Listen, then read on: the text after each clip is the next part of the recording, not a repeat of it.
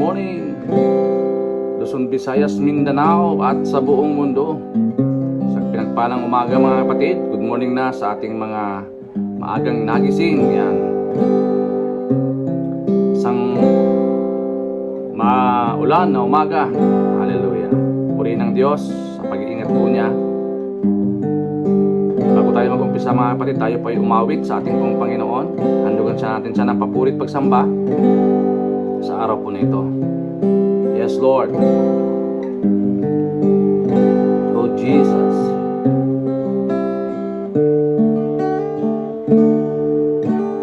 Come, Holy Spirit, fall on me now.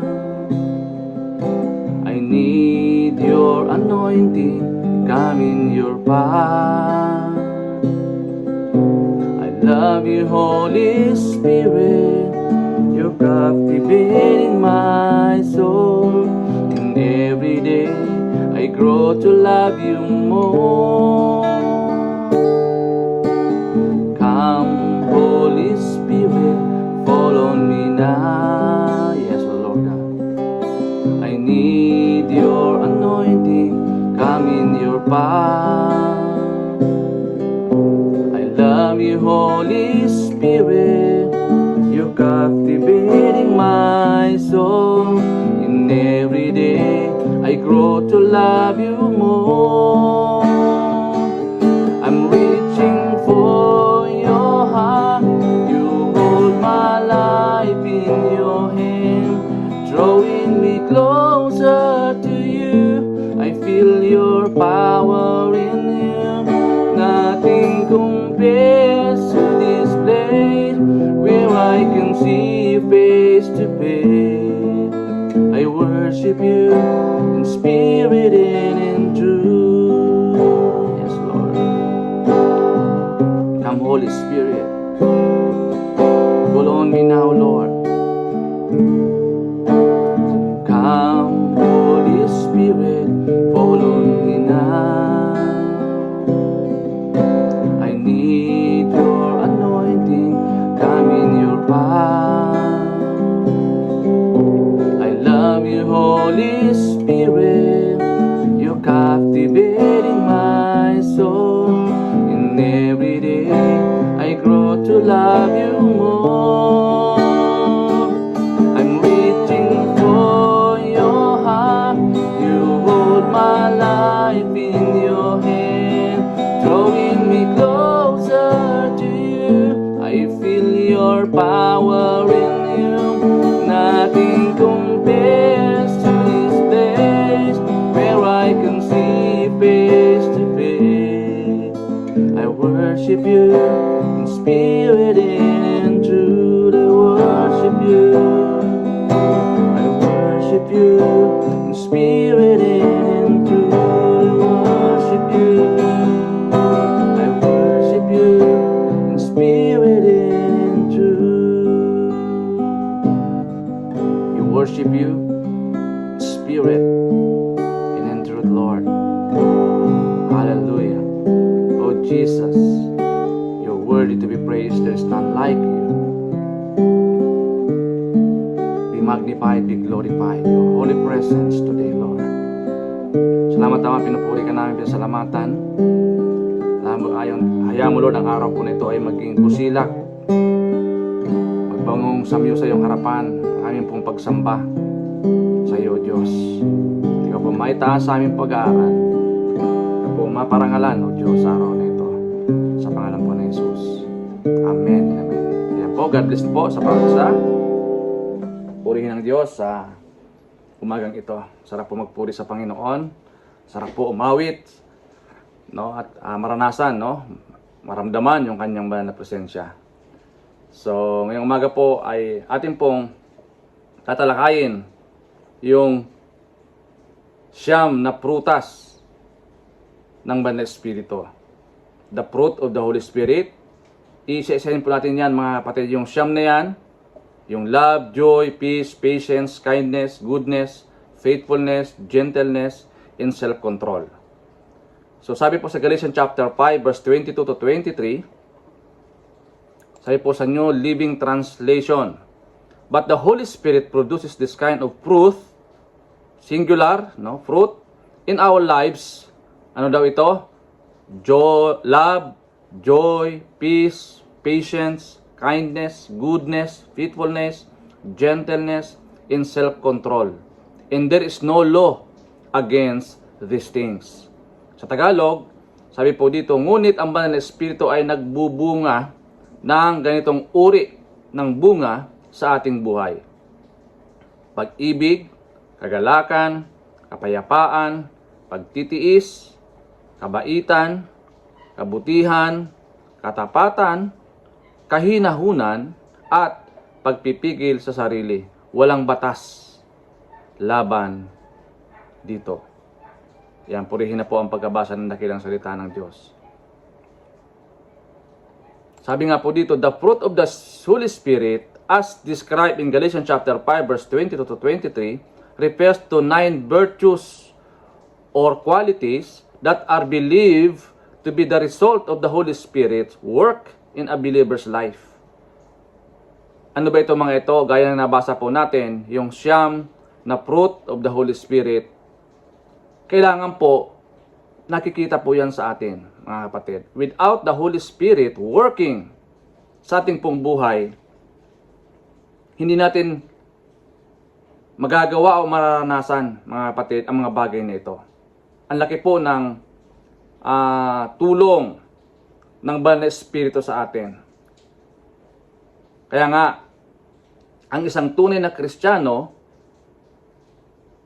no, kailangan taglay-taglay niya yung ganitong mga qualities, mga kapatid. Kaya kung titingnan natin, bakit nauna yung love? Kasi kung susumahin natin, mga kapatid, yung remaining 8 na yan, without love, hindi mo magagawa yan. Bawa, wala kang pag-ibig sa puso mo, ay di mo magagawa yung joy, peace, patience, kindness, goodness, faithfulness, gentleness, and self-control. Mahirap gawin kung walang pag-ibig. At bakit naman po yung self-control ay nasa huli? No, kaya huwag natin siyang pagrambulin, mga kapatid. Kasi ito po yung marami pong nahuhulog po dito, no? Yung pagiging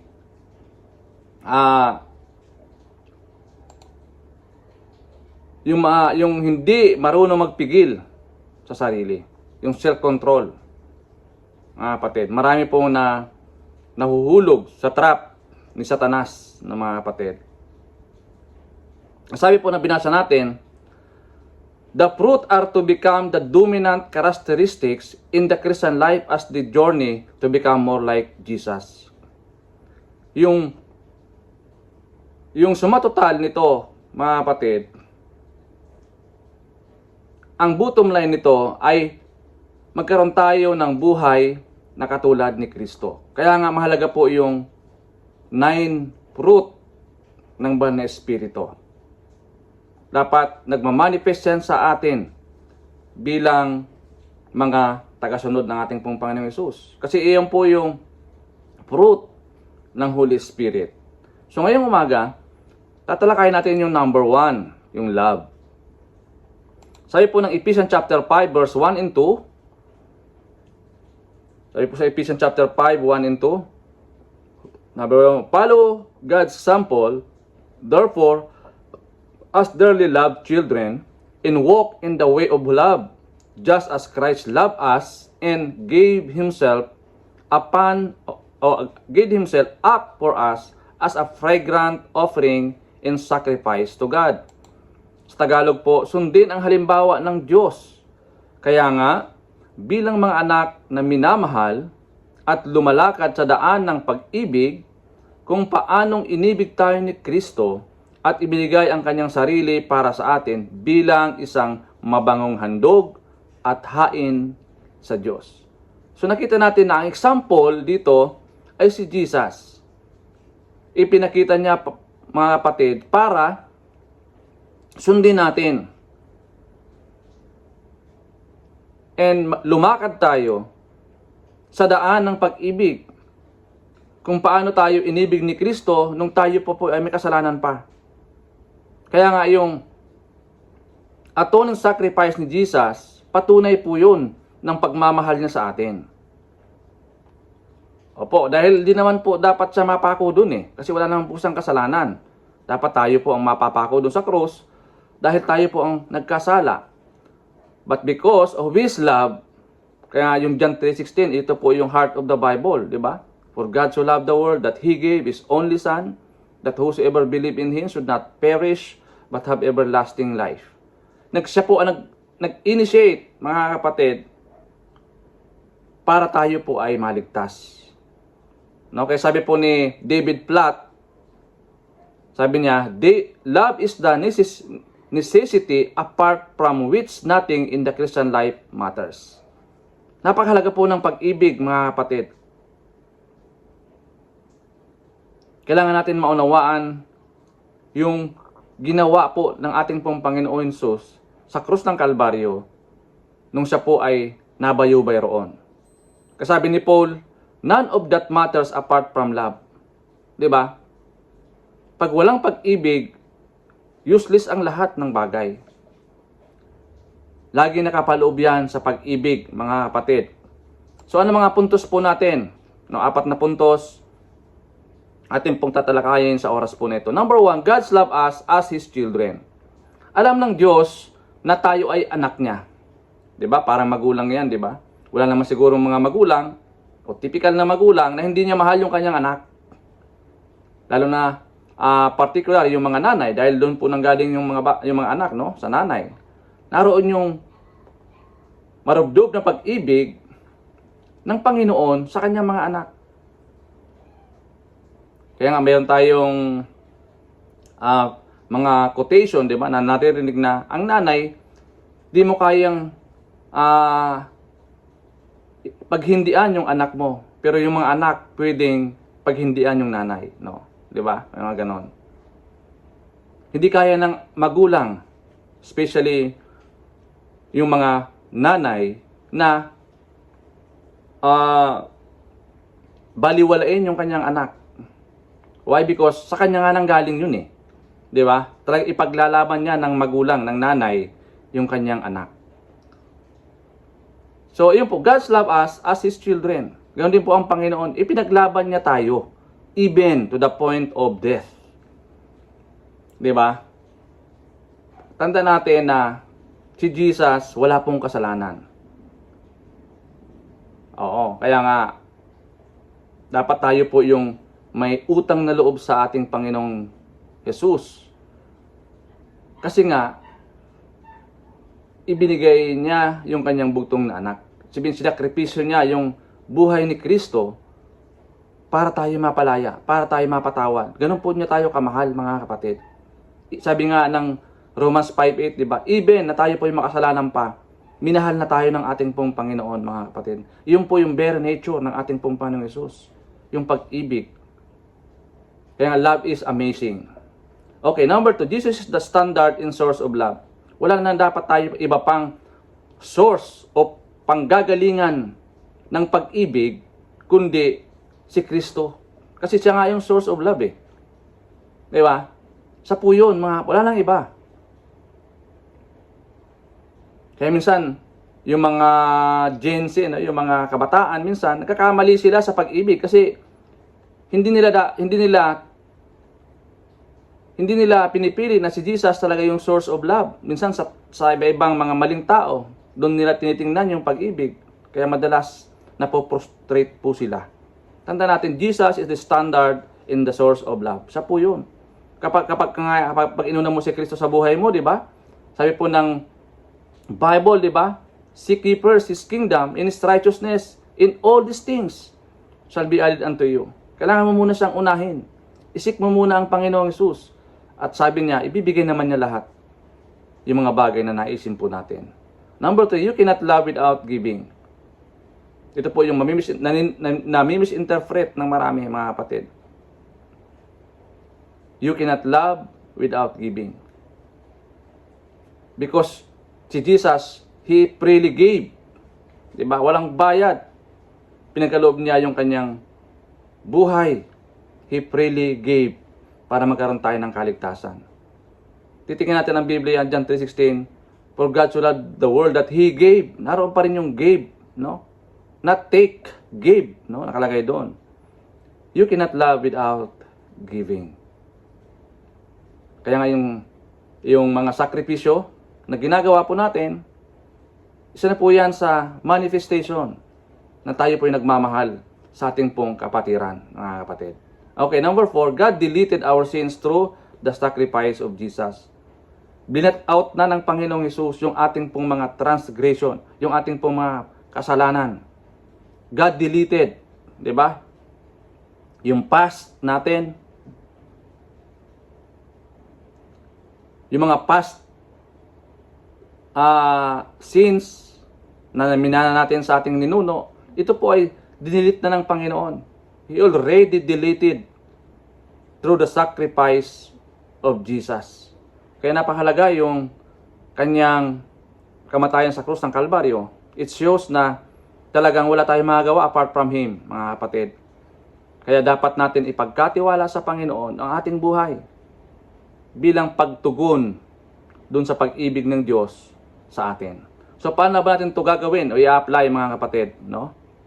Number 1, imitate God who loves His children. Kailangan, kung paano ka tinanggap ni Jesus, na kahit ikaw makasalanan, tinanggap tayo, namatay siya para sa iyo, kailangan i-imitate mo yung pag-ibig ni Jesus sa iba. Ulitin ko po, mga kapatid, kailangan yung pag-ibig ni Kristo na ginawa sa iyo, kailangan mo din ipakita ito sa iyong kapwa. Iparamdam sa kanila yung pag-ibig ni Kristo gaya ng naranasan mo. Di ba, mga kapatid? Kasi tayo nga po yung extension ng ating pong Panginoon Hesus. Kailangan madama ng mga tao, ng mga kapatid natin sa Panginoon yung pag-ibig na nanggaling kay Kristo. Di ba? Kaya nga, ito po yung nakakataba ng puso, mga kapatid, no, na ito po yung nakikita natin, nararamdaman natin sa ating pong mga kapatid, yung tunay na pag-ibig na nanggagaling sa ating pong Panginoong Hesus. Di ba, mga? Wala na yung pag-aaway-away. Di ba? Kasi nandun na yung love, yung motivation, mga kapatid, ng bawat isa, at wala nang puwang yung mga pag-away-away. Okay, number 2, control anger with the love of God. Kaya nga, kung wala ka talagang pag-ibig sa puso mo, naramdaman mo, naranasan mo galing sa Panginoong Hesus, hindi mo makakontrol yung galit natin. Hindi mo mapipigilan yung pag-init ng ating ulo. Kasi yun po ang nature ng tao, madaling mainit ang ulo, madaling mag-init ang ulo. 'Di ba? Uncontrollable yung pagiging mainitin ng ulo, mga kapatid. Lalo na kapag mainit ang panahon. 'Di ba? Pero sabi po dito, makakontrol natin 'yan with the love of God. 'Di ba? Kaya sabi po ng Ephesians chapter 4 verse 26, in your anger do not sin. Do not let the sun go down while you are still angry. Pwede ka magalit, pero huwag ka lang magkasala. Di ba? At, halimbawa, sa mag-asawa, medyo nagkaroon kayo ng misunderstanding, kailangan huwag abutan ito ng paglubog ng araw na hindi kayo magkasundo, mga kapatid. Napaka-importante yon na alam natin yung principle ng Biblia. Kasi marami po mga tao, mga Kristiyano, no? Though they are Christian na, no? Talagang umiiral pa rin yung pride nila. Di ba? Taon na, hindi pa rin nagkakabati. Dahil sa mga pride. Malinaw po yung Biblia, di ba? Do not let the sun go down while you are still angry. Madali po siyang sumabside ang angry o ang pagkagalit kapag tayo po ay may pag-ibig na nagmumula sa ating pong Panginoon. Okay, number 3, love by giving yourself. Kaya nga yung buhay natin, di ba? Di mo pwedeng sabihin sa anak mo na kapag meron siyang recognition, mahal mo siya, pero pagdating ng recognition niya, wala ka doon. Hindi ka naman pumunta sa kanyang recognition.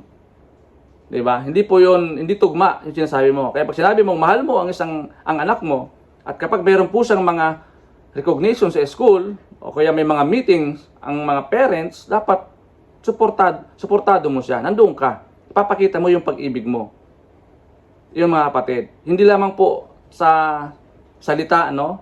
Kailangan in action. Gagawin po natin. Papakita natin na mahal natin siya. 'Di ba? Paparamdam natin na mahal natin siya. Kailangan yung presensya mo, kailangan. Not enough na sasabihin mo lang. Kailangan meron pong kakibat na action, mga kapatid.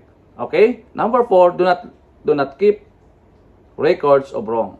Ito po maganda sa Panginoon na hindi po siya nagtatanim ng galit, 'di ba? Kaya sabi po, love is patience. Sa 1 Corinthians chapter 13 verse 4 to 5. Love is patient, love is kind. It does not envy, it does not boast, it is not proud, it does not dishonor others. It is not self-seeking. It is not easily angered. It keeps no records of wrong. Kaya nga, 'di ba? Yung ating puntos, dinilit na po ng Panginoon yung ating kasalanan. God deleted our sins through the sacrifice of Jesus. Hindi niya na po inaalaala yun, mga kapatid. Na-blinat out niya na po yun, mga kapatid. Kumbaga, wala na sang records. Zero na. Ayan. Sa Romans chapter 13 verse 10, sabi po dito, love does not do wrong. Love does not know wrong to a neighbor. Therefore, love is the fulfillment of the law. Yan. Malinaw po, no? Love is the fulfillment of the law. Kasi nga si Jesus yun eh. God is love. Iyan po yung character, qualities, nature ng ating pong Panginoon Jesus, yung pag-ibig. It is an act of God who first loved us by giving His Son, Jesus Christ, who lives in us to commit to seeking the highest good of an imperfect person like us. Even at the cost of sacrificing ourselves by the power of the Holy Spirit, it seeks its joy in the good of others to the glory of God. Kaya nga, mga kapatid, without the help of the Holy Spirit, no, hindi natin ito magagawa. Without the presence of the Holy Spirit in us, never o kaya mahirapan, hindi natin kayang gawin yung mga fruit ng banal na Espiritu without the presence of the Holy Spirit. So as a question to consider, how can you improve your love towards other people? Gaya nga kanina na sinabi ko, no? Yung naranasan mo yung pag-ibig ni Kristo, na tayo po ay inahon niya from darkness into His marvelous light. Tayo po bound to destruction, bound to condemnation, 'di ba? Yun yung destination po natin because of sin. Pero dahil po sa pag-ibig ni Jesus Christ, 'di ba? Tayo po ay niligtas po niya, 'di ba? Mga kapatid, kaya how powerful the John 3:16 is sa ating pong buhay. Kaya tinawag siyang the heart of the Bible. For God so loved the world that He gave His only begotten Son. Pag sinabing begotten Son, nag-iisa lang, wala nang iba. That whosoever believes in Him should not perish, but have everlasting life. Iyon po yung puso ng ating pong Panginoon. Magkaroon tayo ng buhay na walang hanggan. Napakasarap. Napakasarap namnamin, mga kapatid. Dahil sa pag-ibig ng ating pong Panginoong Hesus, sa tulong ng Santong Espiritu sa buhay po natin, nagiging kaaya-aya tayo sa paningin ng Diyos. Because the righteousness of Jesus in-impute sa atin. Di ba? Mga kapatid. At tayo na po ay pinawalang sala. So ayan, marami pong salamat sa ating lahat. Salamat po sa maikling devotion sa umagang ito, mga kapatid. Dalangin ko na ito po ay naibigay sa atin ng paalaala, no, mga kapatid. Higit sa lahat, encouragement, no, na tunay nga unfathomable yung pag-ibig ng Panginoon sa atin. Hindi mo kayang arukin yung pag-ibig ng Diyos sa kanyang mga anak. So, siyempre, ganoon din po tayo, mga kapatid, no? Sabi ko nga kanina, tayo po yung extension ng ating pong Panginoon. Kung paano niya pinakita yung kanyang buhay, namatay sa krus ng Kalbaryo para tayo maligtas sa kanyang pag-ibig, ganoon din po tayo, mga kapatid. Ipakita din natin sa ating mga kapwa, sa ating mga kapatid, yung pag-ibig na nanggaling sa ating pong Panginoon. Yung purihin ng Diyos sa araw po na ito, mga kapatid. Maraming pong salamat, and sa lahat po ng mga kapatid natin na nagdidiwa ng kaarawan sa araw na ito, happy birthday po sa inyo. Pagpalain po kayo ng Panginoon sa buong maghapon. Even Lord, sa amin po mga kapatid na nagdiriwang din ng mga anniversaries, Lord. Pagpalain niyo po sila, O Diyos. Lord, ganun din sa mga kapatid namin na nagadanas po ng mga sakit karamdaman sa araw na ito. Even depression, anxieties, Lord. Father God, touch their lives today. Ipadali mo ang kagalingan nagmumula sa iyo, Panginoon. At ganoon, Lord, the peace that surpasses on understanding, that will guard our heart and mind in Christ Jesus. Father, salamat, pinintas to you today, Lord. Pagharihan kami ng Santong Espiritu sa araw na ito at magawa po namin ang nais mong ipagawa sa amin, O Diyos. Pinupuri ka namin, salamatan, Lord, sa araw po na ito. Make us fruitful and victorious ito, mga kapatid. Purihin po kayo, Panginoon, at salamat sa iyo lamang lahat ng papuri, pagluwalhati sa pangalan ni Jesus. Amen and amen. God bless po, mga kapatid. To God be all the glory.